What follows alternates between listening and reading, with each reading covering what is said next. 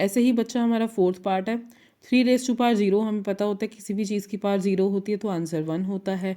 इधर भी right hand side में किसी भी चीज़ की पावर 0 है तो आंसर हमारा 1 ही आएगा। तो यहाँ पर the statement comes out to be true क्योंकि दोनों ही साइड 1 है। LHS is equal to RHS। Okay, next is question number 4, express each of the following as the product of prime factors in exponential form.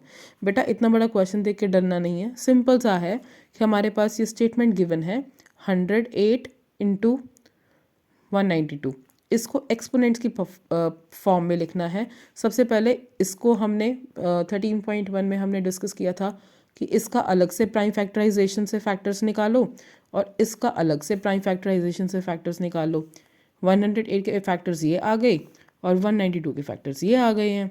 अब यहाँ पे 108 multiply by 192 है, हमने क्या किया 108 के फैक्टर्स को 192 के फैक्टर्स से मल्टीप्लाई कर दिया, बात तो एक ही है, ठीक है ना। अब यहाँ पर लगा दो लॉज ऑफ एक्सपोनेंट्स, अब यहाँ लगेंगे लॉज ऑफ एक्सपोनेंट्स, ठीक है, जहाँ से 13.2 हमारी शुरू होती है। बेसिस सेम, मल्टीप्लिकेशन है सब में, बेसिस सेम है, पावर ऐड हो जाएगी, राइट।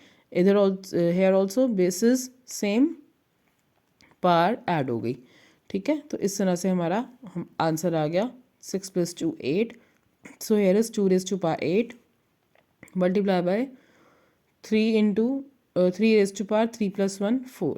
ओके, ऐसे ही हमारा सेकेंड पार्ट बिल्कुल same, third part fourth part बिल्कुल ही सेम है। ट्राई करेंगे, नहीं तो अगर समझ नहीं आएगा तो दोबारा डिस्कस कर लेंगे, कोई टेंशन लेने की बात नहीं है।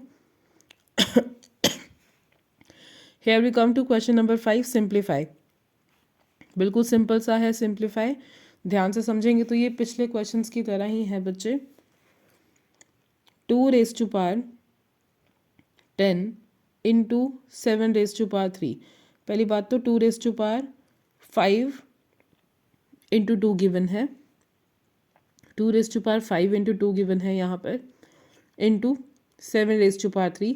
So this can be multiplied and written as 2 raised to power 10 into 7 raised to power 3 divided by 8 raised to power 3। अब वही है कि इसको सिंपल फॉर्म्स में लिख दो, यानी इसको इसके फैक्टर्स की फॉर्म में लिख दो। I mean the prime number जिसके फैक्टर्स बन सके, प्राइम नंबर जिसका क्यूब बन सके, राइट। यानी 6 8 को तोड़ोगे तो ये फैक्टर्स की फॉर्म में कैसे लिखा जा सकता है 2 raised to power 3। जो भी फैक्टर्स में लिखा जा सकता है सबसे पहला काम होता है कि उसको फैक्टर्स की फॉर्म में कन्वर्ट कर दो, इंटू 7। देन यहाँ पर अब डिवाइड का साइन है, डिवाइड के बाद basis are same, parts get subtracted, basis same, parts get subtracted, 10 - 9 multiply, overall multiply का sign, 7 raised to power 3 divided by 7 raised to power 1, bases same, parts get subtracted, bases same, power get subtracted, so 3 - 1 2। Okay, अब overall यहाँ पर फिर से law लगेगा, basis different हैं, powers भी different है, तो कोई लॉ एक्चुअली नहीं लगेगा यहाँ पर, तो यहाँ पर 2 as it is, 7 raised to power 2। अब क्वेश्चन है सिंप्लीफाई करना, यानी एक्सपोनेंट्स में हमें रखने की ज़रूरत नहीं है, खोल देंगे इसमें क्या आएगा 2 इंटू 7 मल्टीप्लाई करके 98 आ गया, राइट। नेक्स्ट हमारा सेकेंड पार्ट आप खुद ट्राई करेंगे, बिल्कुल सेम है ये, right. Third part 3 raised to power 5 into 10 raised to power 5 can be written as 2 into 5। जो भी फैक्टर्स में डिवाइड होता है उनको कर दीजिए। 25 can be written as 5 raised to power 2। Further इनमें से कुछ भी और डिवाइड नहीं होता। 5 raised to power 7 as it is. 6 को हम 2 इंटू 3 लिख सकते हैं, तो यहाँ 2 इंटू 3 लिख दिया, raised to power 5। बीच में डिवाइड का साइन है, ओवरऑल डिवाइड का साइन लगा दो। बेसिस सेम है, पार्स माइनस हो जाएंगी, बेस सेम, पार माइनस, 5 - 5। यहाँ पर बेस सेम है, पार माइनस हो जाएगी, 5 - 5। Okay, 3 raised to power 0, 2 raised to power 0। अब 5 है, बेसिस सेम, ये 5 और ये 5 पहली बात तो ये 5 और ये 5 basis same, parts get added, 5 + 2 right, 5 + 2। अब बेसिस सेम, ये इसके साथ भी तो बेस सेम है, पार सब्ट्रैक्ट हो जाएगी -7, यानी 5 + 2 तो था, साथ में -7 लगा दिया क्योंकि बेस सेम है यहाँ भी और यहाँ भी। ठीक है, तो 7 - 7 0, तो ओवरऑल तीनों की पावर 0 है। Answer overall value will be 1 by getting 1 multiplied by 1 multiplied by 1, answer gets 1। Okay बेटा, next let's come to question, we can say exercise 13.3। 13.3 पर आ जाते हैं बेटा। इस एक्सरसाइज में क्या है, एक्सपैंडेड फॉर्म में हमें लिखना है इस नंबर को। क्वेश्चन कहता है कि इस नंबर को एक्सपैंडेड फॉर्म में लिखना है। हमें सबको पता है एक्सपैंडेड फॉर्म में कैसे लिखा जाता है। सबसे पहले इस नंबर से स्टार्ट करेंगे, 2 को मल्टीप्लाई करेंगे, 2 की कौन सी प्लेस वैल्यू है उसकी प्लेस वैल्यू से मल्टीप्लाई करेंगे।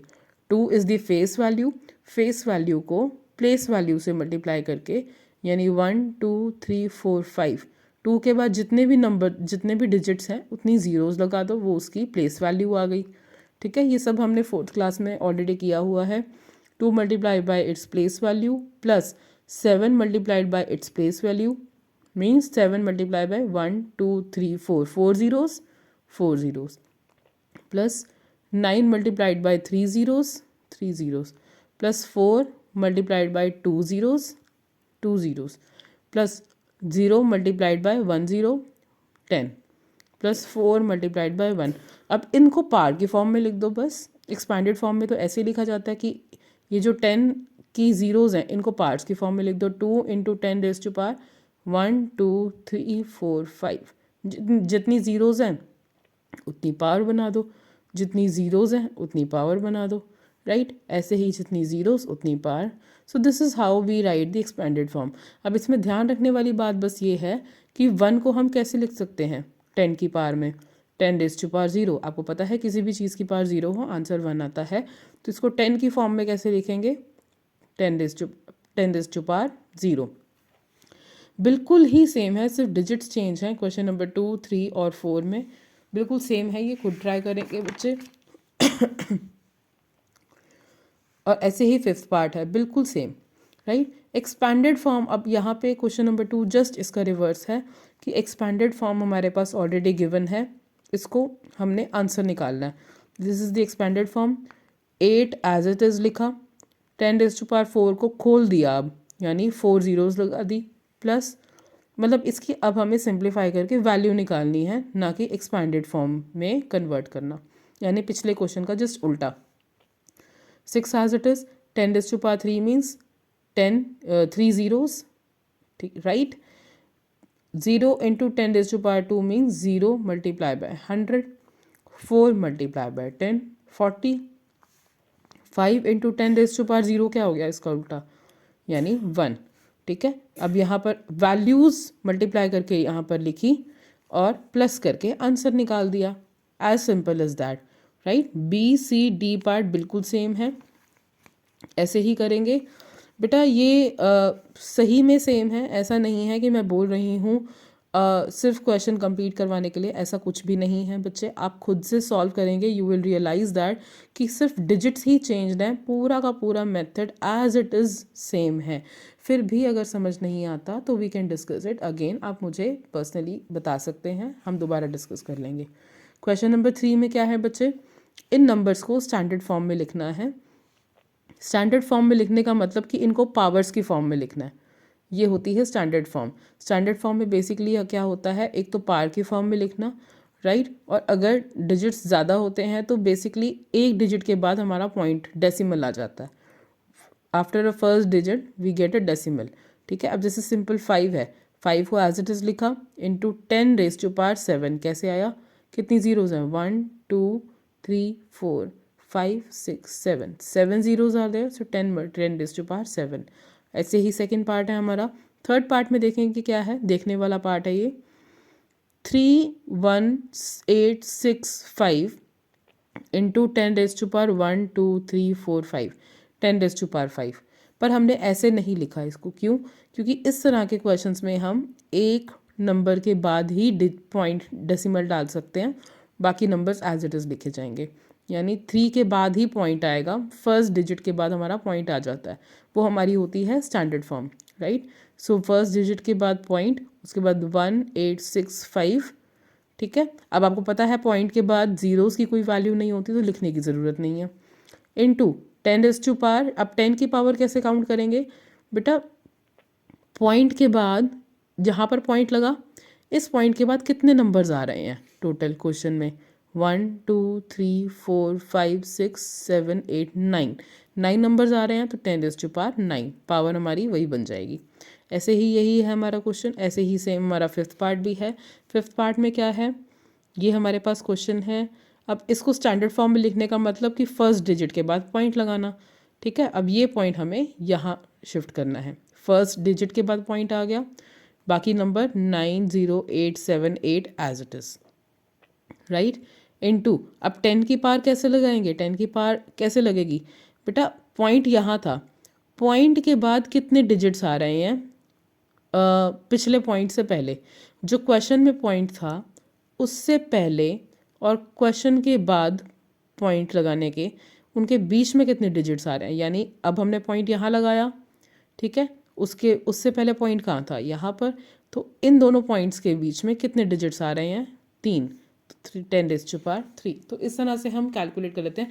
Actually this is a shortcut, ये जो मैंने ये वाला क्वेश्चन बताया है तो ये सिंपल एक शॉर्टकट है जो आपका कहीं ना कहीं वी कैन से एग्ज़ाम्स में, एंट्रेंस एग्ज़ाम्स में काम आता है, तो ये भी पता होना चाहिए आपको, राइट। तो इस बिहाफ पे आप ये क्वेश्चंस करेंगे, तो नेक्स्ट क्वेश्चंस हम नेक्स्ट क्लास में करेंगे, ओके।